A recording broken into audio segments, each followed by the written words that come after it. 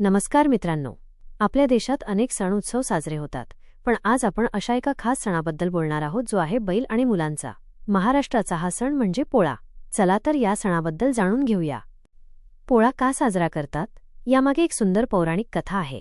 पोलासूर नावाचा एक राक्षस बैलाच्या रूपात लहानग्या श्रीकृष्णावर हल्ला करायला आला होता, पण आपल्या बालकृष्णाने त्याचा वध केला. म्हणूनच या राक्षसाच्या नावावरून या सणाला पोळा म्हणतात. पोळा 2 दिवसांचा असतो.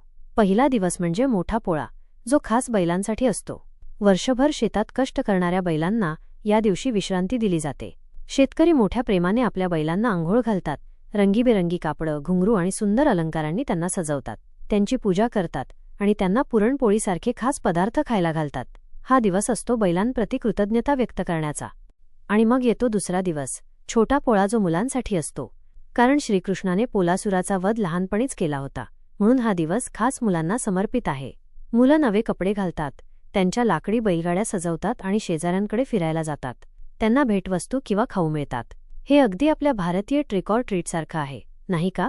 पोळ्याचा सण आपल्याला एक खूप महत्त्वाचा धडा शिकवतो. वजा प्राणी देखील आपल्यासारखेच महत्त्वाचे आहेत. त्यांचा आदर करायला हवा, त्यांच्या कष्टाची जाणीव ठेवायला हवी. हा सण माणसाला आणि प्राण्यांना जोडणारा एक सुंदर पूल आहे.